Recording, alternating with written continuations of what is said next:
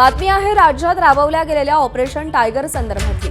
Operation tiger शिवसेनेनं राबवलं तरी सुद्धा त्याला आतून भाजपचं आणि मुख्यमंत्री देवेंद्र फडणवीसांचं पाठबळ असल्याचं आता सूत्रांच्या माहितीवरून पुढे येत आहे। ऑपरेशन टायगरसाठी मुख्यमंत्र्यांनी शिष्टाई केली। आवश्यक खासदारांचं बळ पूर्ण करण्यासाठी जबाबदारी फडणवीसांवर भाजप केंद्रीय नेतृत्वानं सोपवल्याची सूत्रांची माहिती आहे। मुख्यमंत्र्यांनीच शब्द दिल्यावर मग वेगानं हालचाली सुरू झाल्या अशी माहिती सूत्रांनी दिली आहे। अभिषेक मुठाळ आपले प्रतिनिधी आपल्याला अधिक अपडेट देतील। खरं तर अभिषेक, ऑपरेशन टायगरशी भाजपचा काही संबंध नाही असं भाजपच्या नेत्यांकडून सांगितलं जात होतं, पण पाठबळ आणि मुख्य सूत्रधार भाजपच असल्याचं आणि मुख्यमंत्री देवेंद्र फडणवीस असल्याचं सूत्र सांगतायत। नेमकं भाजपनं काय केलं, कशी खेळी आखली, काय रणनीती होती?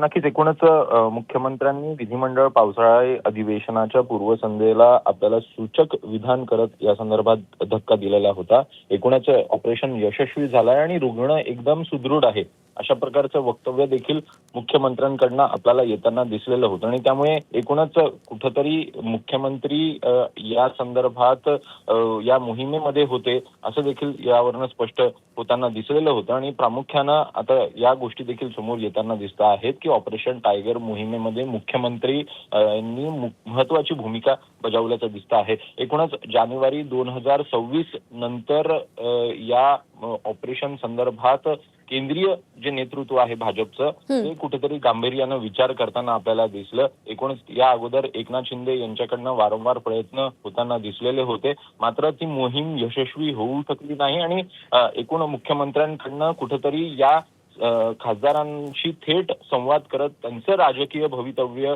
त्याची जबाबदारी हे घेण्याचं आश्वासन दिलं आणि त्यानंतर आपल्याला या सगळ्या गोष्टींना चर्चेला वेग येताना दिसला। मुख्यमंत्र्यांनी शब्द दिला आणि त्यानंतर ह्या सगळ्या खासदारांकडनं लोकसभा पत्र देण्यात आलं आणि ठाकरे गटाला एकूणच मोठा धक्का बसला।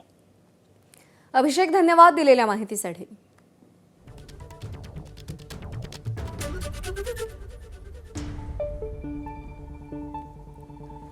आणि पावसाळी अधिवेशनापूर्वी ऑपरेशन टायगरवर लोकसभा अध्यक्ष ओम बिर्ला फैसला करणार असल्याची माहिती सूत्रांनी दिली। 6 बंडखोर खासदार मशाल चिन्हावर निवडून आलेत। हे खासदार ठाकरे गटाचे असल्याचं मत अरविंद सावंत आणि अनिल देसाई यांनी ओम बिर्लांसोबत झालेल्या भेटीत मांडलं। दरम्यान कायद्याच्या चौकटीत राहूनच न्याय करू असं आश्वासन ओम बिर्लांनी दिलंय। त्याआधी ठाकरेंच्या 6 खासदारांनी अध्यक्षांना भेटून शिंदेंच्या नेतृत्वातल्या शिवसेनेत सामील होण्याचं पत्र दिलंय। तसंच डीएमके आणि टीएमसीच्या खासदारांना इंडिया आघाडीपासून वेगळं बसवण्याच्या प्रश्नावरही निर्णय होणार असल्याची माहिती सूत्रांनी दिली आहे। अरविंद सावंत आणि मी आम्ही लोकसभा अध्यक्ष आदरणीय ओम बिर्लाजींची भेट घेतली। आम्ही त्यांना हेच नमूद केलं की संविधानामध्ये ज्या गोष्टी आहेत, संविधानातल्या तरतुदी त्या तंतोतंत पाळाव्यात, त्याचं पालन व्हावं। कुठेही अशा प्रकारचं उल्लंघन जे या लोकांनी केलंय त्याला कुठेतरी थारा मिळू नये, त्याला कुठेतरी चालना मिळू नये, ज्याने लोकशाही, देशाची लोकशाही धोक्यामध्ये आहे की काय अशा प्रकारचं प्रश्नचिन्ह उभं राहता कामा नये। ऑपरेशन टायगरमधील बंडखोर खासदार नॉट रिचेबल असताना देशभरात कुठे कुठे फिरले या संदर्भात एबीपी माझाकडे एक्सक्लुझिव्ह माहिती हाती आली आहे। 17 जूनला सगळे 6 बंडखोर खासदार सकाळी 9 वाजता लोकसभा अध्यक्ष ओम बिर्लांना भेटले आणि यानंतर खासदार ओमराजे निंबाळकर आणि संजय दिना पाटील आपल्या मतदारसंघात गेले। उर्वरित 4 खासदार या 5 दिवसात देशभरात विविध ठिकाणी फिरले। खासदार संजय देशमुख, खासदार संजय जाधव, नागेश पाटील आष्टीकर, भाऊसाहेब वागचौरे हे सगळे 4 खासदार एकत्र होते, सोबत होते। या खासदारांसोबत उपमुख्यमंत्री एकनाथ शिंदे आणि खासदार श्रीकांत शिंदे यांचे विश्वासू ॲडव्होकेट निलेश देशमुख सोबत होते। तब्बल 5 दिवस 4 खासदार नॉट रिचेबल होते।